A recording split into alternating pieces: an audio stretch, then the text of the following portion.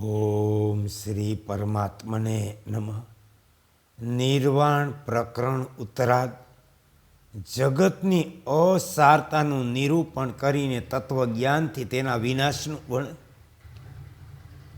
શ્રી વશિષ્ઠજી કહે, રઘુવીર, જે અજ્ઞાનથી મુક્ત થઈ ગયો, જેનો આત્મા જ્ઞાન પ્રાપ્તિથી શાંત થઈ ગયો, તેનું લક્ષણ એ છે કે પછી તેને ભોગમાં રુચિ રહેતી નથી.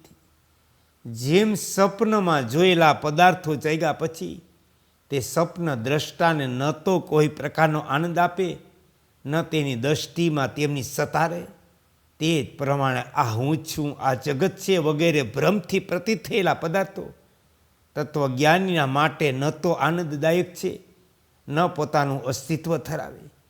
જેમ ભ્રાંતિ સ્વરૂપ યક્ષનગર વાસ્તવમાં મિથ્યા છે, તે જ પ્રમાણે અહમતા અને જગત ભ્રમરૂપ છે, ખરેખર તો તે મિથ્યા છે. જેમ આવરણ રહિત હોવાના કારણે ભ્રમરૂપી યક્ષ જંગલમાં દેખાય, તે જ પ્રમાણે આ 14 ભુવન પણ પ્રતીત થાય. સત્તાવિહીન આ વિસ્તૃત દસ્ય પ્રપંચ દ્રષ્ટાના સંકલ્પથી થનારો હોવાથી દ્રષ્ટા સ્વરૂપ છે, કાંઈ જ નથી.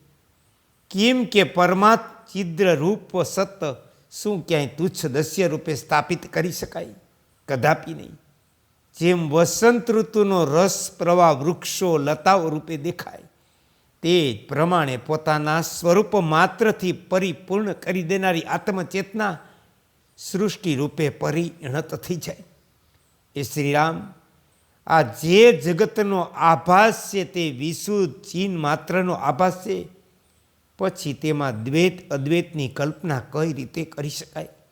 એ સજ્જનો, તમે લોકો ચિન્મય આકાશ રૂપ થઈ જાઓ, આત્યંતિક આનંદના પરમ રસનું પાન કરો, નિર્વાણ આનંદ સ્વરૂપ નંદન વનમાં નિઃશંકપણે નિવાસ કરો. અરે ભ્રાંત બુદ્ધિના મનુષ્યો, તમે લોકો મરુસ્તરના જળ પાછળ ભ્રાંત અરણોની જેમ કેમ ભટકી રહ્યા? તમારા લોકોની બુદ્ધિ ત્રિલોકરૂપી મૃગ તૃષ્ણાના જળને જોઈને આંધળી થઈ ગઈ. તમારા હૃદયને તૃષ્ણાએ વ્યાપ્ત કરી લીધું. તેથી તમે લોકો વ્યગ્ર બનીને તૃષ્ણાની પાછળ દોડશો નહીં. બાહ્ય આંતરિક ભોગરૂપી મૃગ તૃષ્ણાના જળનું પાન કરનારા હરણરૂપી જીવો, તમે લોકો વ્યર્થ પરિશ્રમ કરી પોતાનું આયુષ્ય વેડફો નહીં. આ જગત ગંધર્વ નગર જેવું, એમાં વિવેકનું અપહરણ કરનારા મહાન અહંકારથી યુક્ત થઈ તમે લોકો પોતાનો વિનાશ કરશો નહીં.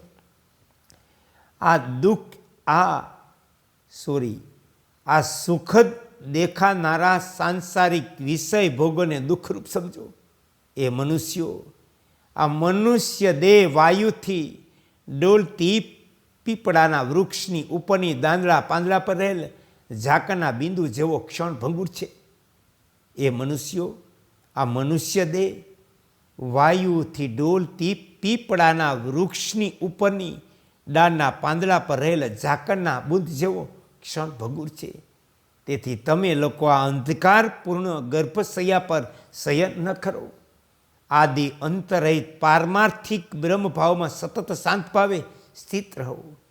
દ્રષ્ટા દસ્ય વગેરે વિરુદ્ધ સ્વભાવરૂપી દોષથી પોતાનું પતન ન કરો. આ સંસાર તો અજ્ઞાનીઓની દૃષ્ટિમાં સત્ય, વાસ્તવમાં તો આમાં કશું સત્ય નથી. આ હું છું, આ મારું છે, આ પ્રકારના અભિમાન રૂપી ભ્રાંતિથી સર્વતા શાંતિ જ મુક્તિ છે. તે મુક્તિ જે કોઈ પણ પ્રકારે સ્થિત યોગીની પોતાના સ્વરૂપની સત્તા છે. એ રઘુકુળ તિલકરામ, જે સંસાર માર્ગમાં ચાલતા ચાલતા થાકી ગયો, તે મુસાફરના માટે નિર્વાણતા, વાસના રહિતતા, ત્રિવિધ તાપ શૂન્યતા, ઉત્કૃષ્ટ જ્ઞાન, આ શાંતિપ્રદ વિશ્રામ સ્થાન છે. આ જગતરૂપી પદાર્થ પરસ્પર અનિર્વચનીય છે. તત્વજ્ઞાની જેવું સમજે તેવું મૂર્ખ લોકો નથી સમજતા, જેવું મૂર્ખ જાણે તેવું તત્વજ્ઞાનીઓ નથી સમજતા. અર્થાત અજ્ઞાનીના માટે આ દુઃખમય છે, જ્ઞાનીના માટે આનંદદાયક બ્રહ્મ છે. જીવન મુક્ત જ્ઞાનીના માટે ભ્રાંતિની શાંતિ થઈ ગયા પછી જગતનું સ્વરૂપ પણ નષ્ટ થઈ જાય. તેની દૃષ્ટિમાં તો એકમાત્ર પરબ્રહ્મ પરમાત્મા વિદ્વમાં દેખાય.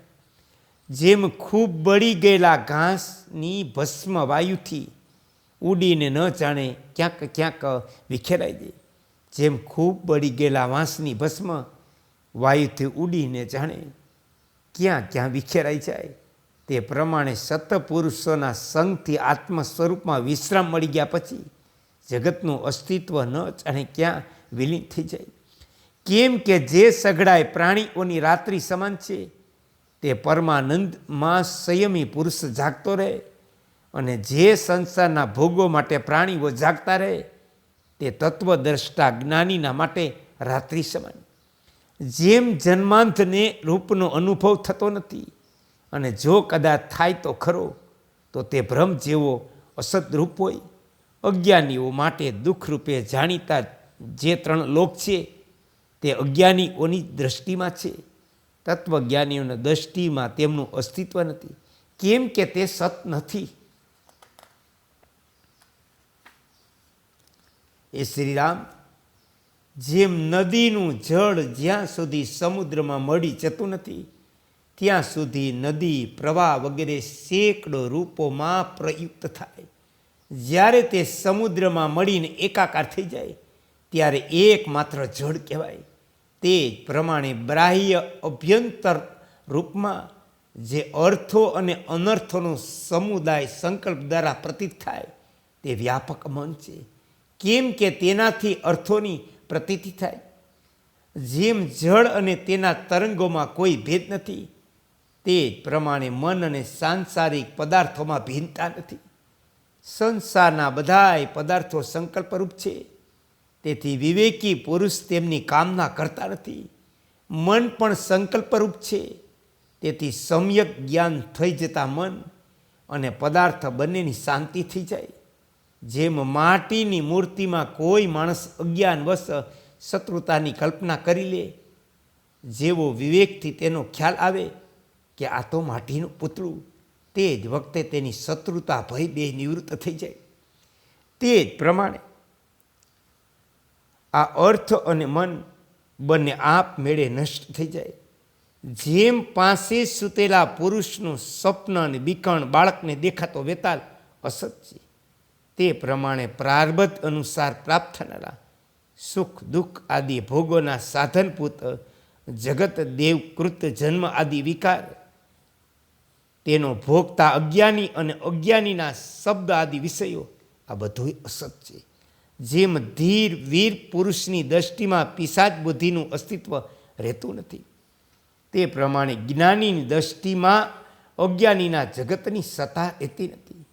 અજ્ઞાની તો ચિરકાળ સુધી જ્ઞાનીને પણ અજ્ઞાની જ સમજે, કેમ કે તેની દ્રષ્ટિમાં તો વંધ્યાને પણ પુત્ર પરિવાર હોય. આ બધું સંભવ છે. એ રામભદ્ર, આ સંસાર તો મનથી ઉત્પન્ન થાય, પરમાત્માના જ્ઞાનથી શાંત થાય. મનુષ્ય છીપમાં ચાંદીના ભ્રમની જેમ સંસાર ભ્રમમાં પડીને વ્યર્થ કષ્ટ ઉઠાવે. સંસારના અભાવ અને પરબ્રહ્મ પરમાત્માના વાસ્તવિક સ્વરૂપને યથાર્થ જાણી લેવું એ જ્ઞાન છે. નિર્વાણથી ભિન્ન અહમની જ ભ્રમરૂપ સત્તા છે, તે તો દુઃખદ છે. આ અહંકારનું સ્વરૂપ મૃગ તૃષ્ણાના જળની જેમ અસત અને શૂન્ય છે. એવું બ્રહ્મ જ્ઞાન થઈ ગયા પછી અહંકાર સંપૂર્ણપણે શાંત થઈ જાય. બોધ સ્વરૂપ બ્રહ્મ તત્વનું જ્ઞાન ન હોવાથી આ અજ્ઞાની જીવાત્મા જગત રૂપતાને પ્રાપ્ત થઈ જાય. વસ્તુત તો આ પરમાત્મા એક છે, જોકે શુદ્ધ ચિદાત્મામાં અજ્ઞાન વગેરે કોઈનું હોવું સંભવ નથી. તો પણ અજ્ઞાન અવસ્થામાં એકબીજાના બોધના માટે તેમાં તેની કલ્પના કરી લેવામાં આવે. તેથી તત્વજ્ઞાન દ્વારા અજ્ઞાનની નિવૃત્તિ થઈ ગયા પછી જ્યારે મનુષ્યોનું અભિમાન નષ્ટ થઈ જાય, ત્યારે તેઓ આત્મ સ્વરૂપ પરમાત્મામાં લીન થઈ જાય. તેમને આત્યંતિક આનંદની પ્રાપ્તિ થાય, જેથી તેઓ શાંત વિક્ષેપ રહિત થઈ નિરંતર સચ્ચિદાનંદ ધન પરમાત્મામાં સમાધિસ્થ રહે. ઓમ શ્રી ગણેશાય નમઃ. હે કૃષ્ણ, હે કૃષ્ણ, હે કૃષ્ણ.